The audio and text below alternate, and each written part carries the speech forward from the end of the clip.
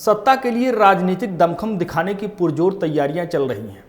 साथ ही साथ पूरी जोर आजमाइश है कि कैसे सियासी शतरंज में वो चाल चली जाए जिससे 2024 तक केंद्र में अपनी पकड़ मजबूत की जा सके। विपक्षी दलों की दूसरी संयुक्त मीटिंग आज से बेंगलुरु में होनी है। दिल्ली अध्यादेश पर कांग्रेस के समर्थन के बाद आम आदमी पार्टी भी इस बैठक में शामिल होगी। हालांकि आम आदमी पार्टी के सुर अब भी बदले हुए नजर आ रहे हैं। वहीं संजय राउत ने बताया कि बैठक में किन मुद्दों पर चर्चा होनी है। बैठक में कांग्रेस समेत 26 दलों के शामिल होने की उम्मीद है। नमस्कार, स्वागत है आप सभी का आपके अपने चैनल एनबीसी भारत पर। मैं हूं आपके साथ मयंक तिवारी। कांग्रेस ने 2024 के लोकसभा चुनाव के लिए कमर कसते हुए आज से बेंगलुरु में होने वाली दूसरी विपक्षी एकता बैठक के लिए 25 दलों का समर्थन जुटाया है। बैठक से पहले कांग्रेस ने प्रेस कॉन्फ्रेंस कर बीजेपी पर हमला बोला। कांग्रेस ने दावा किया कि 2024 में केंद्र में विपक्ष की सरकार बनेगी। कांग्रेस सांसद जयराम रमेश कहते हैं कि कुछ नेता आज नहीं आ रहे हैं, कल आएंगे। यह बैठक कल सुबह होने वाली है। 11 बजे बैठक शुरू होगी और शाम 4 बजे सभी पार्टियों के नेता देश को संबोधित करेंगे। लेकिन हमारी पटना की बैठक के बाद अचानक प्रधानमंत्री को एनडीए का ख्याल आ गया। एनडीए में एक नई जान फूंकने की कोशिश की जा रही है।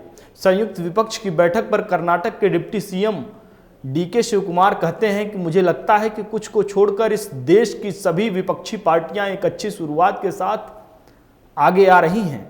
यह किसी एक राजनीतिक दल की बैठक नहीं है। यह कई मुद्दों पर पीड़ित 140 करोड़ लोगों के भविष्य के लिए इस देश को आकार दे रही है। हमें लगता है कि इस समझ और एकता के साथ हम इसे आगे बढ़ाएंगे और परिणाम सामने आएंगे। जैसे कर्नाटक ने हमें जनादेश दिया, पूरा देश हमें 2024 में वैसे ही जनादेश देगा। पटना में बैठक से पहले आम आदमी पार्टी ने अध्यादेश पर कांग्रेस से साफ रुख बताने के लिए कहा था, लेकिन बेंगलुरु में बैठक से पहले आम आदमी पार्टी के सुर बदले नजर आ रहे हैं। बैठक में राघव चड्ढा ने कहा है कि विपक्षी एकता को देखकर बीजेपी को आज नींद नहीं आएगी। डरी हुई है बीजेपी। जनता ने इस बार भारतीय जनता पार्टी को परास्त करने का मन बनाया है। कर्नाटक सरकार में मंत्री हैं प्रियांक खरगे कहते हैं कि दिल्ली अध्यादेश का विरोध किया गया है। बेंगलुरु में संयुक्त विपक्ष की बैठक में आपकी भागीदारी पर कहते हैं कि दिल्ली में क्या हो रहा है इस पर हम बिल्कुल स्पष्ट हैं। केंद्र ने राज्य सरकार की शक्तियां छीनने के लिए जो अध्यादेश का रास्ता अपनाया वो ठीक नहीं है। आज ये दिल्ली में हो रहा है, कल ये कर्नाटक में भी हो सकता है। इसलिए हम केंद्र सरकार के इस तानाशाही रवैये के खिलाफ हैं। बेंगलुरु में संयुक्त विपक्ष की बैठक शुरू होने से पहले प्रियांक खरगे कहते हैं कि हम सभी एक निश्चित विचारधारा के साथ आए हैं। हम भारत और संविधान के विचार को संरक्षित करने के लिए एक साथ आए हैं। अगर बीजेपी को हमारी एकता से दिक्कत है तो इसका मतलब है कि उन्हें डर है कि वे सत्ता से बाहर हो जाएंगे। आप ये भी देख सकते हैं कि बीजेपी और पीएम मोदी का जादू कैसे कम हो रहा है। इससे पता चलता है कि मोदी की लोकप्रियता कम हो गई है। उनकी नीतियां भारत को नुकसान पहुंचा रही हैं। एनसीपी प्रमुख आज शरद पवार बेंगलुरु में होने वाली संयुक्त विपक्ष की बैठक में शामिल नहीं होंगे। हालांकि वो कल इस बैठक में हिस्सा लेंगे। एनसीपी गुट के एक प्रवक्ता ने इसकी पुष्टि की है। वहीं आप सांसद राघव चड्ढा कहते हैं कि पवार विपक्षी बैठक में कल शामिल होंगे क्योंकि आज महाराष्ट्र विधानसभा का मानसून सत्र शुरू हो रहा है। इसलिए आज वो अपने विधायकों के साथ मीटिंग करेंगे। बेंगलुरु में विपक्ष की बैठक पर कर्नाटक कांग्रेस नेता दिनेश गुड्डू राव ने कहा कि हम जानते हैं कि जनता दल सेक्युलर के लिए धर्मनिरपेक्ष राजनीति एक ऐसी चीज है जिस पर वे वास्तव में विश्वास नहीं करते हैं। उन्होंने पहले भी हमेशा बीजेपी के साथ गठबंधन किया, इसलिए यह कोई नई बात नहीं है। उन्हें स्वीकार करना चाहिए कि वे सत्ता के लिए कुछ भी करेंगे। उनके पास कोई सिद्धांत है ही नहीं और न ही कोई विचारधारा है। उनके और कुमार स्वामी के लिए केवल सत्ता मायने रखती है। मुझे लगता है कि इसका जेडीएस पर गहरा प्रभाव पड़ेगा और कर्नाटक में उसका अंत होगा। समाजवादी पार्टी से राज्यसभा सांसद हैं रामगोपाल यादव। प्रोफेसर रामगोपाल यादव कहते हैं कि विपक्षी दलों की बैठक को लेकर 2024 में पूरी तरह से दिशा बदल दी जाएगी। उद्धव ठाकरे गुट के सांसद संजय राउत विपक्ष की बैठक को लेकर बड़ा खुलासा करते हुए कहते हैं कि बैठक में EVM machine, Lok Sabha seat sharing, मोर्चे का नाम क्या होगा समेत कई चीजों पर चर्चा होगी।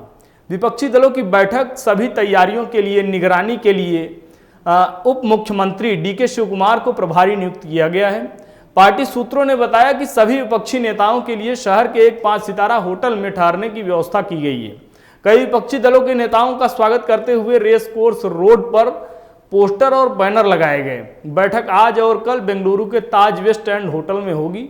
सूत्रों की माने तो बेंगलुरु बैठक में विपक्षी गठबंधन का नाम तय किया जाएगा और न्यूनतम साझा कार्यक्रम पर चर्चा होगी। इसके अलावा कई समितियों के गठन की उम्मीद है जो गठबंधन में उत्पन्न होने वाली कई परेशानियों के लिए विचार विमर्श करके बैठकें करेंगी। उन्होंने कहा कई समूह और उपसमूह भी बनाए जा सकते हैं। सूत्रों ने कहा कि इस बात पर भी चर्चा हो सकती है कि बीजेपी के खिलाफ 80% लोकसभा सीटों पर एक साझा विपक्षी उम्मीदवार कैसे खड़ा किया जाए, राज्यों में गठबंधन कैसे किया जाए और प्रमुख निर्वाचन क्षेत्र में टिकट कैसे बांटे जाएं। बैठक में समान नागरिक संहिता यानी यूसीसी पर भी विचार विमर्श किया जाएगा। पूर्व कांग्रेस अध्यक्ष सोनिया गांधी और राहुल गांधी समेत विपक्ष के सभी बड़े नेताओं के बेंगलुरु में होने वाली महत्वपूर्ण विपक्षी बैठक में शामिल होने की उम्मीदें हैं। आम आदमी पार्टी ने भी रविवार को बैठक में अपनी मौजूदगी की पुष्टि की। ऐसा तब हुआ जब कांग्रेस ने अपना रुख साफ किया और कहा कि अगर संसद में अध्यादेश बदलने के लिए कोई विधेयक लाया जाता है तो वह दिल्ली में प्रशासनिक सेवाओं पर केंद्र के अध्यादेश का विरोध करेगी। इससे पहले 23 जून को बिहार के पटना में विपक्ष की बैठक के दौरान आम आदमी पार्टी और कांग्रेस के बीच दरार देखी गई थी। कांग्रेस ने केंद्र के अध्यादेश पर अपना रुख टाल दिया था। कांग्रेस की पूर्व अध्यक्ष सोनिया गांधी के बुलावे पर पैर में चोट लगने के बावजूद पश्चिम बंगाल की मुख्यमंत्री ममता बनर्जी भी विपक्ष की बैठक में आने वाली हैं। इससे पहले पटना बैठक में 16 विपक्षी दलों को आमंत्रित किया गया था और उनमें से 15 ने बैठक में हिस्सा लिया।